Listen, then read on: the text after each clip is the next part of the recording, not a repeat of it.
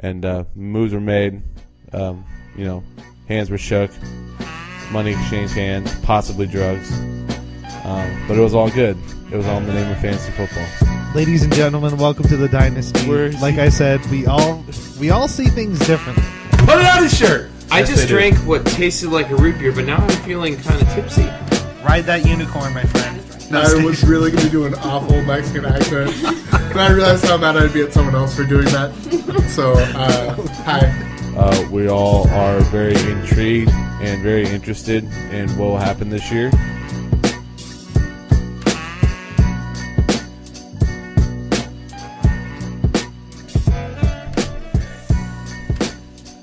It is 8:50. I think I do a lot of 8:52s.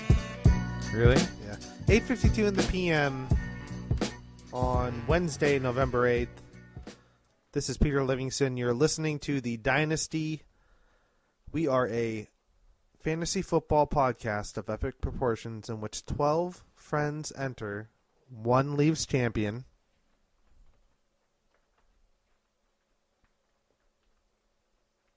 Oh, you're supposed to be. Are you referring to me? I'm not the champion. Okay. Well, you could be. Your brother's the defending champ. That's true. That's true. And but you're Joe in first. Is the previous two, and then You are in first place. Okay, got it. Like you are the front runner for champion. Got it. I don't think so. That's not true at all. No, that's Look true. at those projected points right there. I 121 am for Keezer. absolutely not the front runner. We will be getting into the projections. Don't you worry about that. But we are the Dynasty podcast, a seasonal fantasy football podcast. Like I said, 12 friends enter.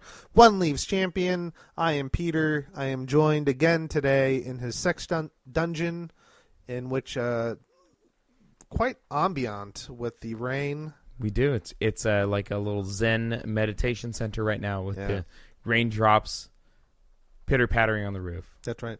And I'd just like to clarify, since there was that awkward silence in your intro and you calling me the favorite, I don't view my team in any way, shape, or form as a favorite for anything. Spoken like a true champion, ladies and gentlemen. He's humble. I'm just like, I'm hoping to make the playoffs, and I expect to do so, and then I just hope to get lucky. I do not have expectations for this team at the moment.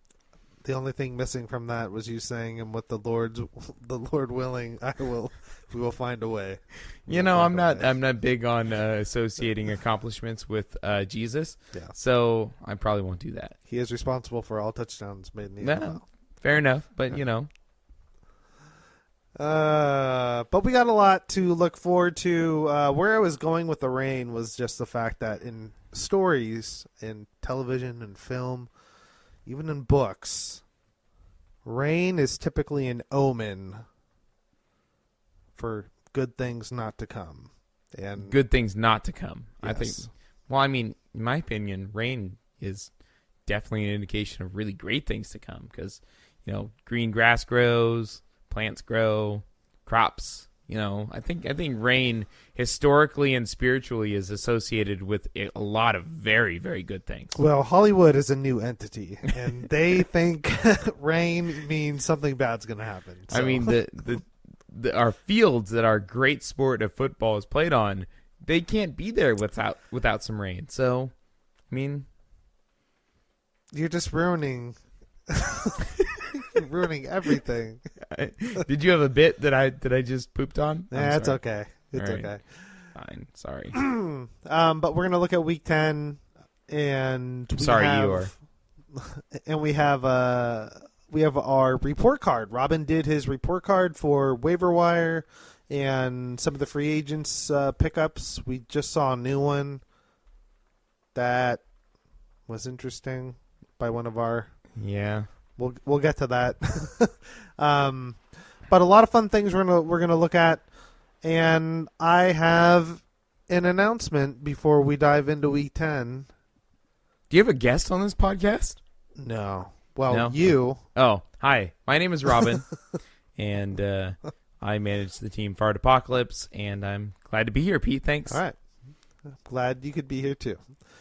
But kind of alluded to it last night, but I'm officially making the decision that if Tim wins this week, oh Jesus fucking Christ, the Pete Livingston fire sale fucking may serious? commence. Yes. If Tim wins this week, Yeah. you're gonna do a fire sale. Yeah. If Tim Sorry. wins this week, Sorry. Yes. Yeah. not like effective immediately. Just if Tim wins this week.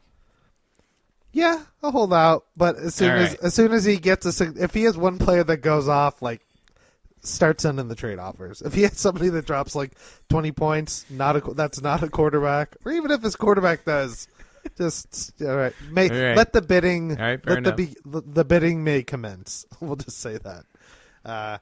But I've officially made my decision.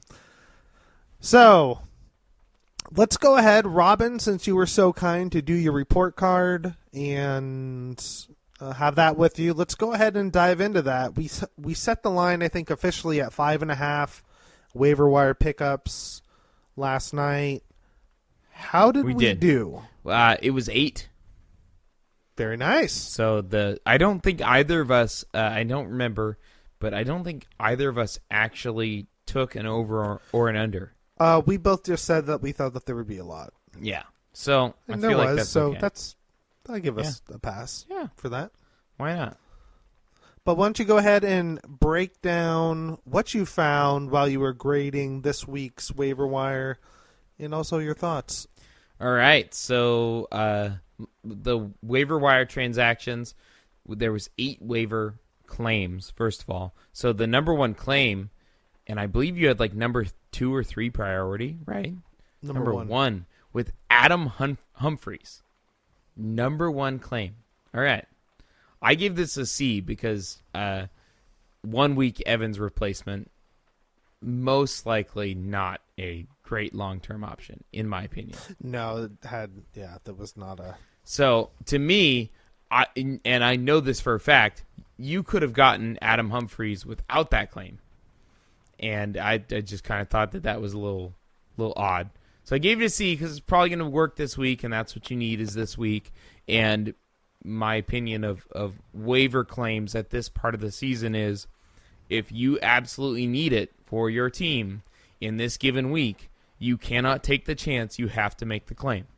So, you can't wait and see, and you just, if your team needs it, kicker, defense, whatever it is, random WR4 that might be a nice upside play, you probably have to make the claim because it's that important at this point. So I gave it a C because it was kind of neutral to me. I didn't really like the player, but it could have some 1 week upside. And then Matthew Stafford getting claimed. That's a great move by Elliott. Stafford's probably going to have a great week. I gave it a B+. Great matchup and nice use of a claim there. I then claimed Matt Forte, which I gave a B-. I really, when I looked at the stats, 14 attempts, rush attempts was huge compared to the rest. And I thought, okay, well, maybe they're going to try and feed Matt Forte. And, I put the claim in honestly thinking that one of the other people in front of me would have claimed him and that it wasn't going to go through. So I was reasonably surprised that happened. And now it looks like he's injured. So, oh yeah, knee swelling. Yeah. So it's quite quickly not. He briefly danced through my head when I was looking at my potential waiver wire pickups, just being the Bilal Powell owner. Yeah. But my other thought was I'm going against other people, and Pat's right behind me in waiver priority. Maybe he wants to add a possible running back to get it going. Didn't turn out to be the case. He didn't put in a claim for Forte, but I was also just kind of thinking in that direction. Just kind of maybe it's an upside play. Maybe I also block Pat from starting him against me or something like that. So, but then Pat next claimed Steven Gostkowski, Patriots kicker. So that's a K+ for sure. I certainly considered putting in a claim for Gostkowski, but then decided that there were other good kickers that I could get as free agents that I would be just as happy with. And I'm also fairly happy with Suckup, the Tennessee kicker. So yeah, I mean, kicker. I don't want to say that traditionally it's been a safe position in that like you kind of know who the top dogs are going to be type of deal. But this year, like I think kicker and defense. Yeah. I mean, I haven't looked at defenses really historically in terms of fantasy, but it seems like kickers and defenses have been really overperforming. Yeah. Like this season, I've seen more big games out of defenses, and typically there's always a couple kickers that have big games, every week. But I'm seeing a lot more double-digit points across the board amongst kickers, where usually you would only have a few, and then everybody else would kind of just get a couple PATs, and you know what I mean. So kicker has been an interesting watch this year. I definitely think. Yeah. So, and then for that, I wrote, not sure why Pat needs him, but he's going to be good. Basically my point being, like, Pat should be stacking for next year. Steven Gostkowski is certainly not keepable next year. Why is an extra few points from kicker? But obviously, Pat wants to beat Robin. So, that was clearly A1 move, was pick up a kicker. Right. So... Alfred Morris getting picked up by the Golden Tate Warriors, Matt Hughes. I'm so fucking sick. So fucking sick of this Zeke Elliott bullshit. Tell us how you feel. I just need it to end right now. I'm so sick of it. I gave it a C because it could go either way. It could be an F or it could be an A. So it's a C. I just don't know I don't know what to expect. We'll find out late this week.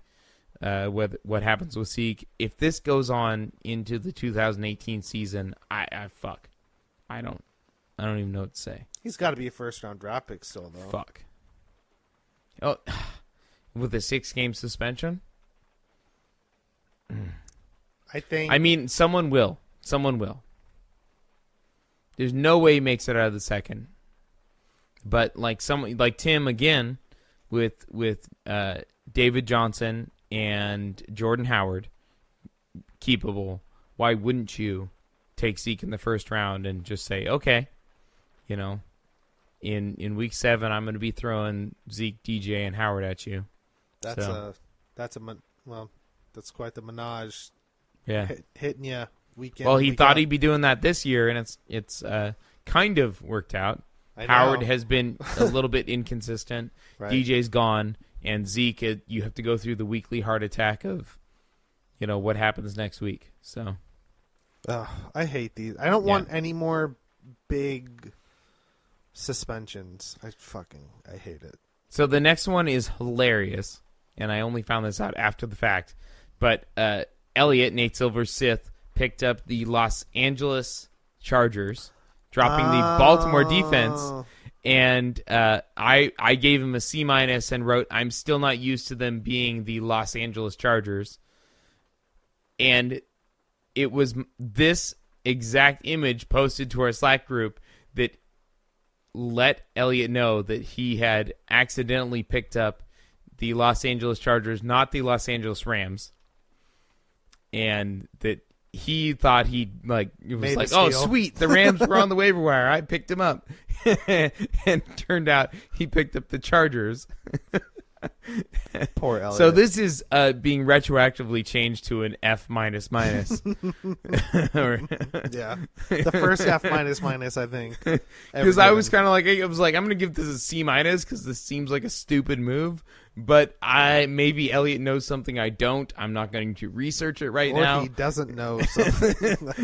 So I was like, I gave him like the benefit of the doubt C- rather than the maybe someone. I don't know what happened here. There's got to be something there. I don't know. So that's pretty hilarious though. And instantly after this image was posted, he was like, "Oh shit!" And then, and then all of a sudden picked up a defense that I'll name. Well, actually, it's not on this, so he swapped that for the Minnesota defense. Okay. Not long after, so that's not bad at all. A mistake that was quickly corrected, probably for the better. So, and then Charles Clay getting claimed by Matt Hughes. I gave that a B+. Was Tyrod's favorite target before the injury. Could pick up where he left off. That's absolutely true. This could be, a nice move for him going forward. No more streaming tight ends type situation.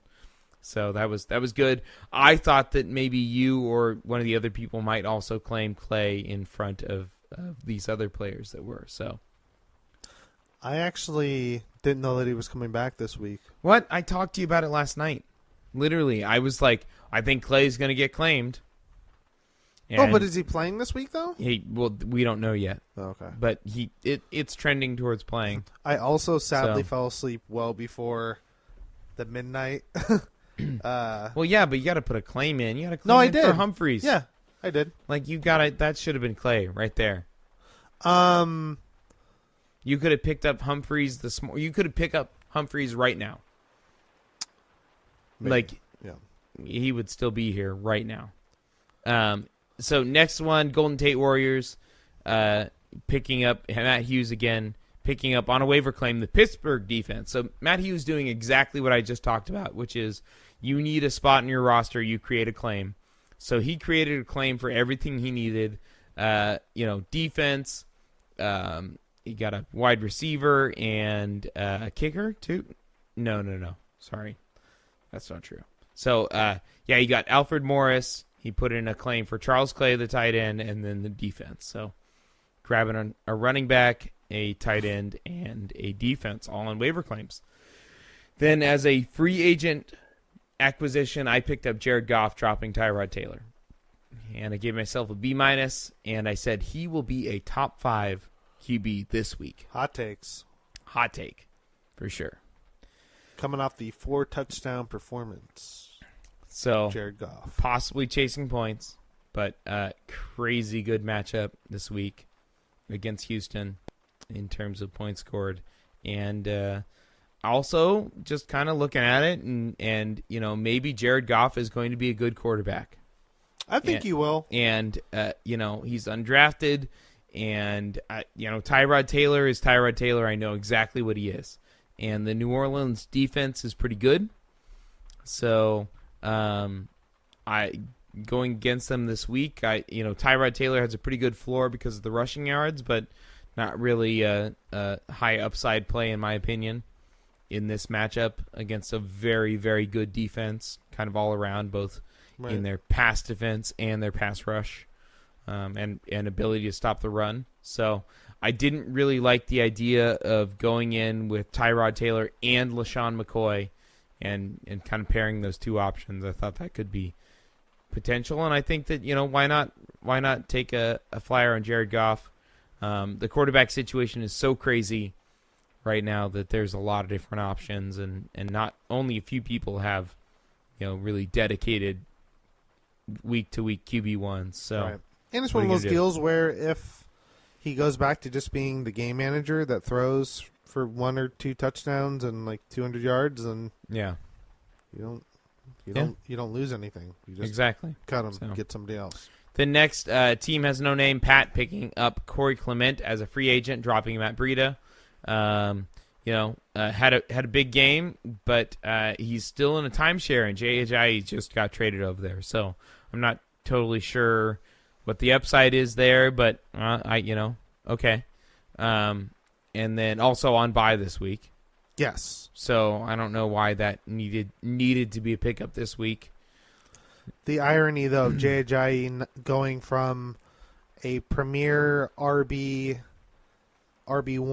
with no bye week for the rest of the year, to essentially getting 2 bye weeks because of the week 1 hurricane. Yep. And now week 10, it's just like. Yep.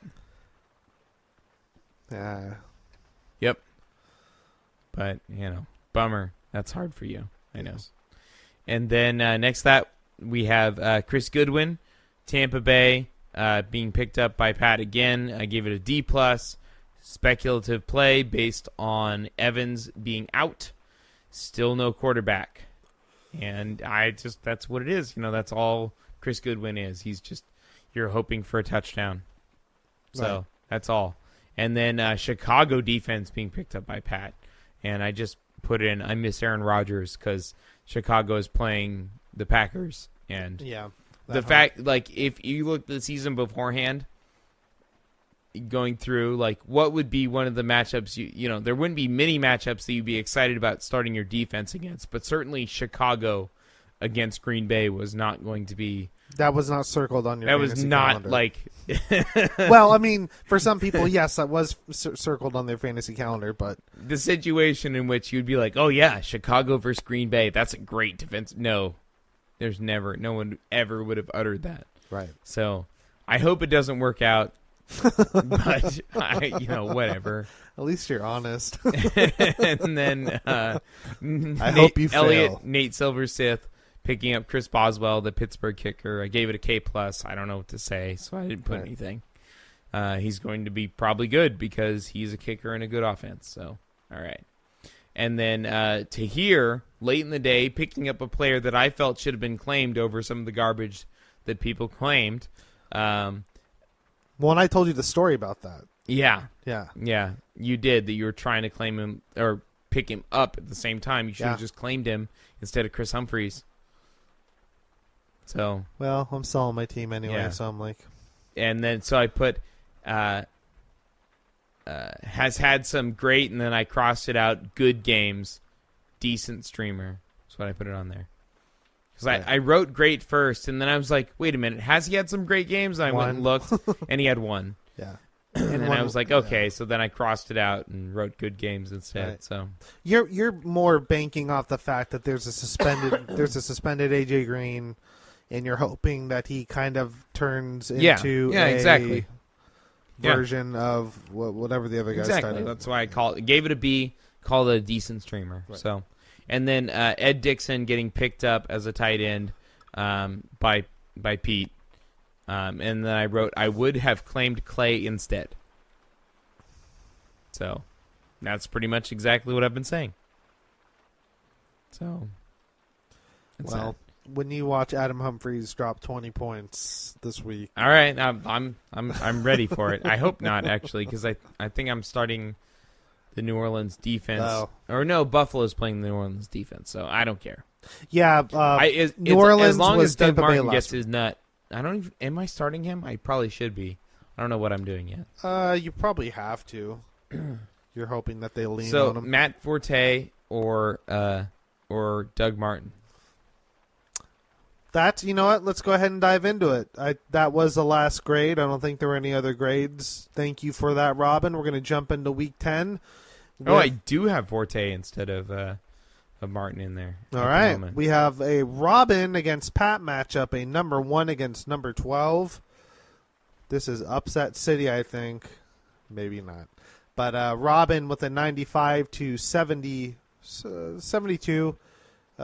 We could say that you are a favorite in this one, I think. 20 points, 24. And go ahead and break this one down for us, Robin. This is your game. So this is a big matchup. One, because Pat can win his name freedom. That's right. on this matchup. So this is huge. Hence why he picked up Steven Gostkowski. He wants, every possible chance to get the upset here. I mean, I'm not sure he's been sleeping at all this week. I think it's really been just a full week of preparing for this moment, this weekend. So what was the rule on his name change? If he beats me this week, he can change it to whatever he wants. Okay. So, right. Along with his avatar, he can change that back to Taylor Swift or whatever. I don't, it's fine. But yeah, so that's that. You want me to go through players? You're gonna do that, right? Oh, sure. All right. I just wanted to see if there's anything that really stuck out to you. No, I just want to make it clear that D.D. Westbrook is starting and he's on the IR. Interesting. Yeah. I did not notice that. So I'm guessing that's going to become Joe Ross? John Ross. Oh, is it? Oh, it is John Ross. You're right. Yeah.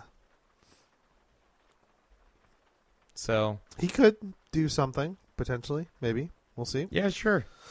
But looking at the Big Five, For Robin, we have Jared Goff, Julio Jones, Demaryius Thomas, Sterling Shepard, Shady McCoy, and Matt Forte. And at running back, Pat will have Matt Ryan, Juju Smith-Schuster, not Day-Day Westbrook. Was that Chris Godwin? We'll pop Ross on there like we were Chris just Goodwin. saying. And then Kenyon Drake, and I don't know who the Giants running back is. Wayne Gallman? Gallman. Yeah. Are his big five. At the tight end spot, we have Hunter Henry for Robin, Ingram for Pat, and then Suckup in New Orleans going for Robin, with Gostkowski in Chicago going for Pat. So, look at all those Qs on my team. I don't like that. Yeah, that's not very good. I'm gonna have some jockeying to do here. I think coming close to it. Obviously Kareem Hunt bye week, so I could be between C.J. Anderson and Doug Martin. I'm gonna have a decision to make. Yeah. And then whether I want to start either Devontae Adams or Josh Doxson over either one of them. So, who knows? Devontae Adams versus Chicago, I could see that working out. But it's still hard to trust him. Right.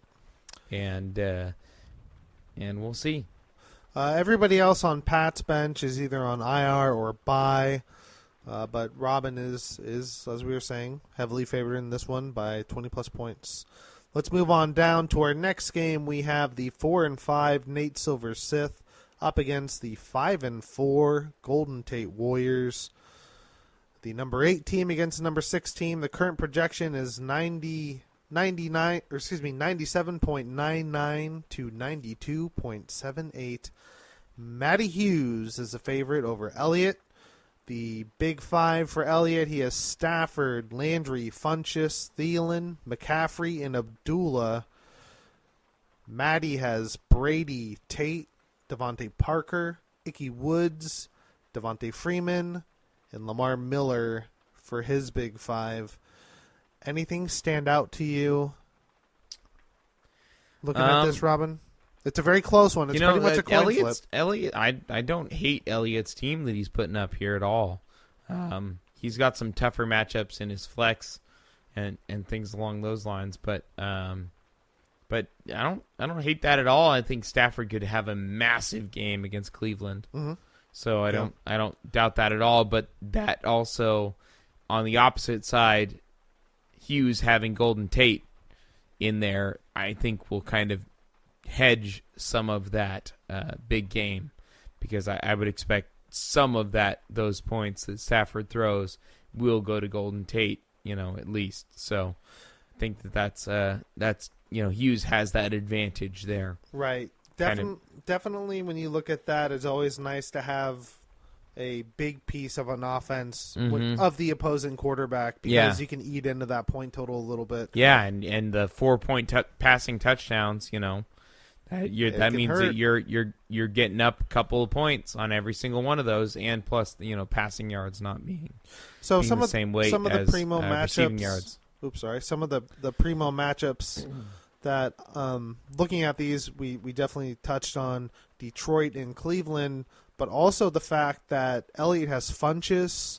and McCaffrey going up against like a paper thin Miami defense right now. Yeah. Thielen against Washington, you can't really like, and Landry's kind of a little bit of a coin flip, but another big one as we go into the tight ends, flex, and then the special teams portions. You have to really like Austin Seferian-Jenkins at Tampa Bay. Yeah, I agree. Who I don't know if Elliott could ask for a better matchup there. In terms of looking at the benches, probably nothing significant that you would want to switch out. Thompson, I don't know, Chris Thompson over James White. You could make an argument for that. Yeah, you definitely Minnesota's could. a really tough defense, and he's starting them, so he's clearly thinking that Minnesota is the right play. and he's benched both Kirk Cousins and Chris Thompson. Right. So, and I think it's a little bit hard to shy away from any Denver matchup the way it's been pretty, Denver may not pretty be the vaunting defense of the past that we've seen. Right. So let's go ahead and just really quickly, we have it wasn't the handle, Marcos's team, 4-5 against Matt Keyser, braggadocious 1-1. 121-98 are the projections in favor of Matt Keyser. So looking at, and this is a free agent acquisition that we didn't cover in my waiver grades, but because that had not happened yet. It had not happened. But as of this podcast, Marcos has picked up Martellus Bennett, who and starting him is being started, and at this very moment, I believe is not on an active roster. Nope. So, he may be picked up by New England or something along those lines, is what the note says here. Right. But he has been released by the Packers. So I don't know. I'm guessing that Marcos doesn't know that. Yeah. We might have to text him. So, but let's go ahead and look at. Luckily, he has until Sunday to figure that out. Yeah. And hopefully he will do that. Marcos will be rolling with Mariota, Hilton, Baldwin, Cooks, Fournette, and DeMarco Murray as his big five. Keyser will be going with Drew Brees, A.J. Green, Antonio Brown, Keenan Allen, Le'Veon Bell, and Melvin Gordon. A.J. Green miraculously not suspended. No? Was it because he got ejected super early in the game, and that's why? I guess. I don't know. Oh. Well, that makes the Croft pickup not as appealing then, because I thought he was suspended. Nope. Oh. Interesting. All right. So we touched on the tight end for it wasn't the handle. Opposite will be Rob Gronkowski.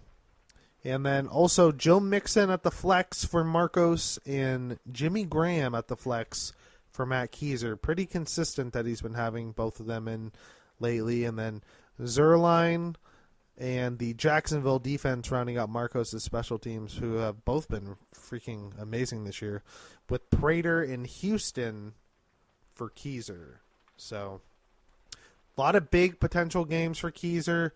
Marcos, you figure he goes and gets somebody in there in the tight end spot. But for the most part, I think that he could have some low projected totals. When you look at some of the matchups that he has, I think that Seattle could easily trounce the shit out of Arizona. Mm-hmm. Like the fact that Baldwin's only projected for like 10, almost 11 points, I feel like could be low. Same thing with Cooks in Denver. Yeah. Like I could just see a bloodbath with New England going in there. Yeah, and I agree. You know what I mean? A big touchdown from Cooks. Right. And then we've slowly been, are we seeing Mixon turn a corner in any way, shape, or form? You got to hope so. You wonder if he's ever going to have like a big game, and Tennessee could be a good opportunity for that. But then when you look over at Matt just has, outside of Keenan Allen, I think all of his matchups are. Where do you think a player like Mixon gets drafted next year? I think that he gets drafted in the second round. Again? Yeah. Because he was drafted in the second this year. And again, you take that chance on him? I think people do because he's definitely not second-round value this year. Right. It's kind of like, who was it? Like Melvin Gordon? Mm-hmm. Rookie year, like really didn't produce all that much, and then what did he get drafted in, like the third or something?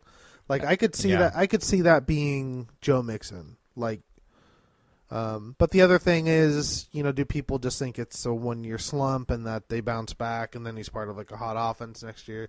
I think people will sour on him this year, but he's going to be in people's minds because they know that he's going to be the starting running back for an NFL football team, so that already makes him insanely valuable to our league.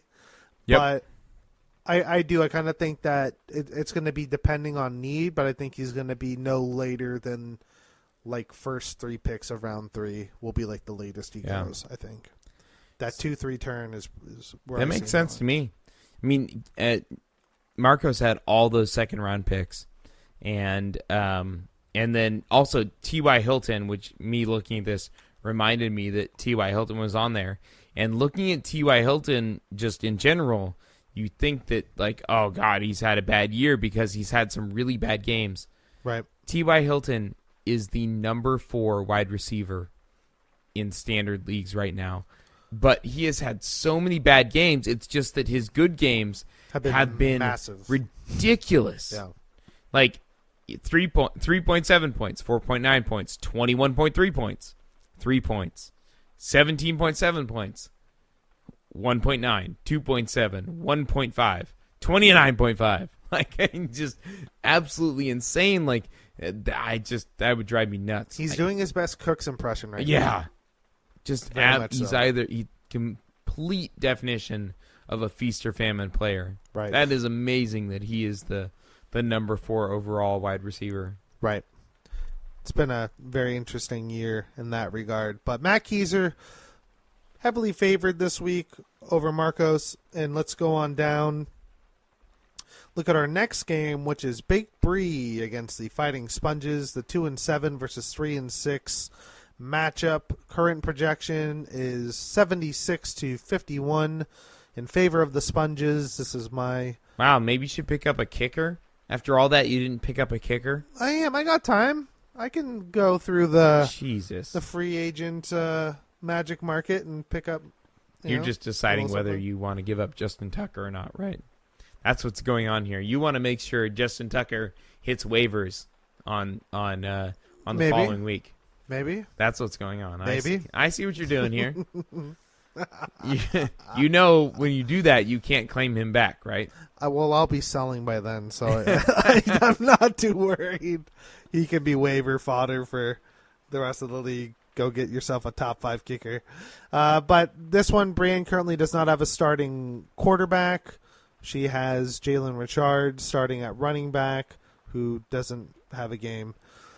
And then with me, I need to throw a kicker in there. But if we're going to look at the big 5, does Brienne have a quarterback on her bench? No, she does not. Okay, so Marcos was the one that had Alex Smith. Yep. Right? Yeah. Okay. All right. Well, so anyway, Brienne's got to pick up a quarterback. She's got to drop Jalen Richard. Yes. And got to... Yeah. All right. Yeah. So we have a bye week Wentz, Matthews is fine. Matthews is playing. Fuller, Cup, Richard is on bye, and then Duke Johnson for her 5. I have sexy Josh McCown going up against Tampa Bay. I'm hoping for 20 points out of him. Des Bryant, Terrell Pryor, Humphreys, Ingram, and Kamara, rounding out my big 5. And then I think you're going to win. I think so. It's going to be my swan song. How is this only 75 points too? I know, that's what I was looking at. I was like, damn. Like, you look at those names and you're like... Well, you got Terrell Pryor in your starting lineup. I know, that's so sad. So that's kind of 3.2 sad. points. Jesus. How that's so ridiculous. That's unbelievable. Yeah. Then on my bench, Mike Evans is suspended because, already missing a week 1 game wasn't enough. Why not make it? Yeah, why not? Week 10 too against the New York Jets. That could have been nice. A good thing is you get him back next week. And then Alshon Jeffrey's on bye for me. Jay Ajayi's on bye for me too. And I considered starting Bilal Powell, but doesn't really matter. Next game, we have the 4-5 Alcoholics unanimous against the Burt Churgs at 5-4. Scott versus Tim. Right now, the big 5 for Scott, we have Dak Prescott, Ted Ginn Jr., Corey Davis, Anderson, Riddick, Ivory, Tim, Newton, Thomas, Hopkins, Fitzgerald, Coleman, and Howard are and his Zeke's big 5. going to go in there because Zeke's going to play. Oh, yeah, Zeke's back, so he'll be in there. Yeah. Not Deshaun Jackson. So. But then if you look at the tight ends, Hooper for Scott, Witten for Tim, and then the flex and special teams will be Williams, Vinatieri, and Detroit for Scott, with Deshaun Jackson, Lutz, and the LA Rams, not the LA Chargers, holding it down for Tim. Very interesting. Oh, that's my game. Yeah, I know. I accidentally. Okay. Looking at this one, anything stand out to you? It definitely seems like, looking at some of the potential on Scott's Zeke's team. going to go back in. Oh, that's most right. likely. I keep forgetting about that. We'll find out by the end of this week. But You think Tim's got this one locked up? Yep, I think so. All right. I think so. Let's move on down to the next and final game. We have Joe Ramrod against Tahir, the Teabaggers. Projection 99-70 in favor of Joe Ramrod. If we're going to break this one down, the top five for Joe, the big five, will be Wilson, Lockett, Diggs, Richardson, Hyde, and Gurley, with Rivers, Jones Jr., Snead, Benjamin, McKinnon, and Cohen going for Tahir. Yep. Joe's going to win. All right. Philadelphia defense is on bye for Tahir this week. Oh, okay, yeah. So he's got to slot that in for sure. And then he hasn't done that. Oh, actually, he might not have a choice unless he decides to drop a player. Right. I don't know why you want to roster Dion Lewis, but yeah, if you were looking to win this week, if you were to look at somebody that would be he has to. expendable. In his division situation, there's no. I like rostering Dion Lewis over starting a defense doesn't make sense. Right. So, yeah, I don't know what to say about that. Looking at the bench for Joe, Jordan Reedy is on the bench. Jordy Nelson, of course. Odell Beckham, Gordon, and Carson, all on the bench for Joseph this week. Joe holding Chris Carson as a IR next season run, and then Josh Gordon suspended, and then Odell Beckham Jr. on injured reserve. Joe has the shortest bench in our entire league, and then Jordy Nelson and Jordan Reed, who is questionable and always injured. So right. Joe basically does not have a bench. Right. Which is amazing.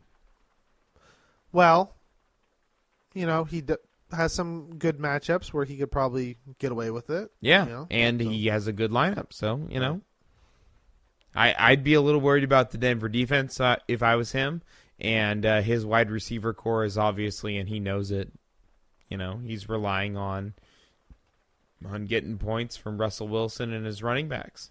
Right. With the potential big game from Diggs. But good matchup with Arizona this week in terms of Russ Wilson and the wide receiving core that he has. Yeah. So, and then, of course, the Gurley and Hyde both have pretty good matchups right now against Houston and the Giants. So, yeah. That's week 10. What are your thoughts? We're coming down the stretch here now.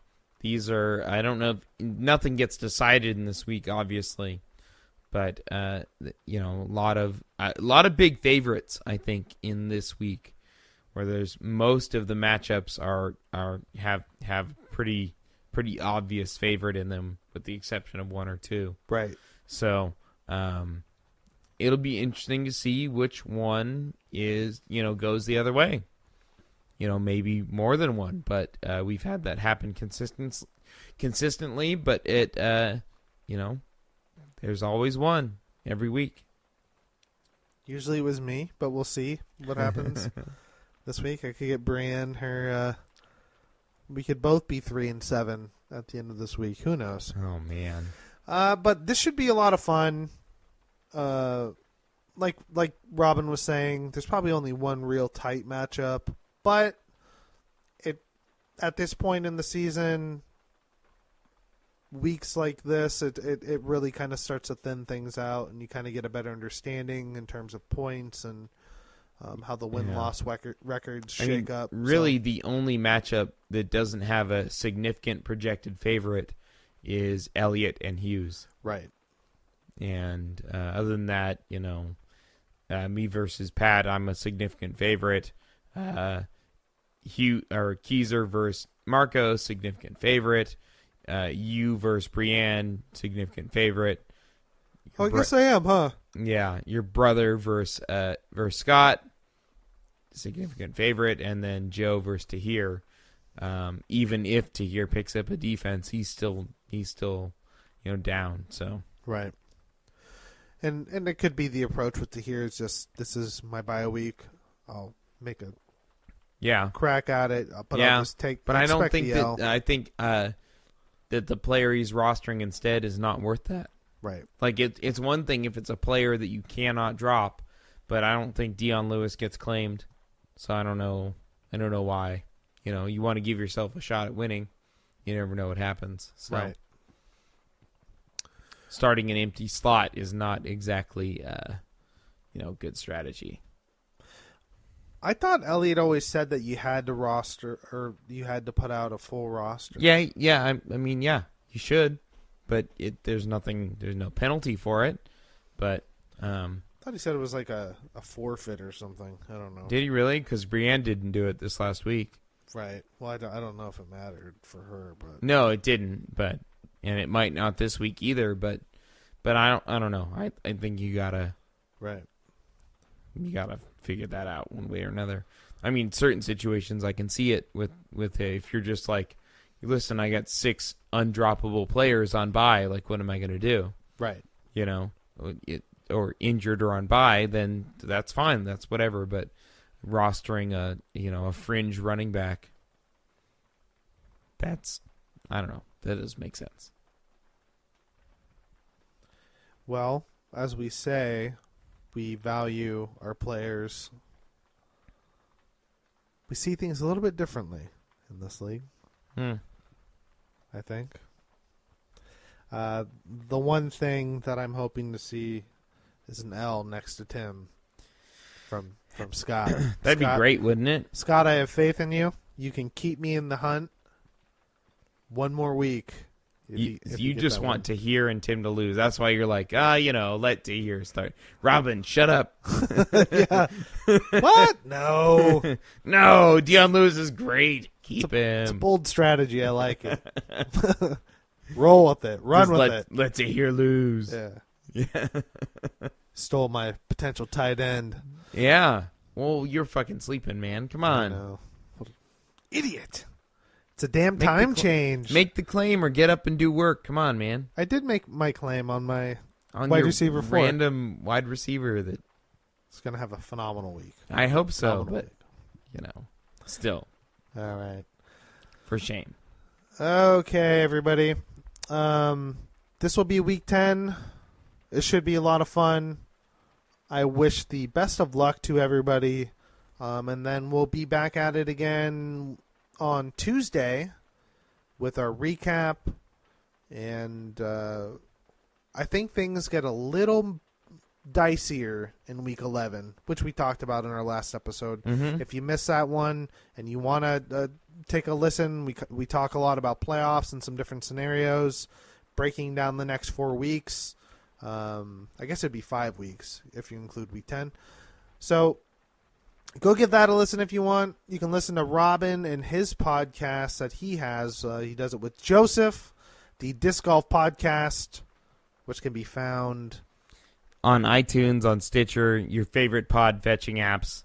Wherever we books also are sold. have our website, throwstuffatstuff.com, and we talk all things disc golf. So, and antique. Occasionally divulge into your real passion. Yeah, light fixtures. Late 19th century pottery, ceramics. Yeah, it's porcelain dolls. Pretty much. We have our disc golf, which we love, obviously, our favorite sport, but we also like to mix in the aspects of our lives, which is pre-Civil War saber collecting. Exactly. And perhaps even, a post-Civil War commemorative whiskey, ceramic whiskey, flasks. It's just a really important part of our lives. Or Bitcoin. Or Bitcoin. I wish I had some Bitcoins. That'd be nice. I don't have any Bitcoins, but I would like them. Can you order Bitcoins in a commemorative Confederate ceramic whiskey flask? I bet you could. Because that would be great. I'd do that. I think you could. All right, cool. Maybe you can sell stuff on your, or you can take Bitcoin as a form of Patreon. Okay. So just have somebody. I like it. Leave you a Bitcoin. That's great. If anyone wants to do that, patreon.com/thisgolfpodcast. Pledge a Bitcoin. And we have one too. The Pedro.com. Yeah, go to Pedro, P''DRO.com. And then just give us your credit card info. Yeah, give us your social security number, credit card info, and send us some Bitcoin. Yeah. It makes sense. All right. It makes absolute sense. It's raining hard now. Yeah, it is. See? End of the podcast. The world is sad, crying. The omen. The sad, sad omen.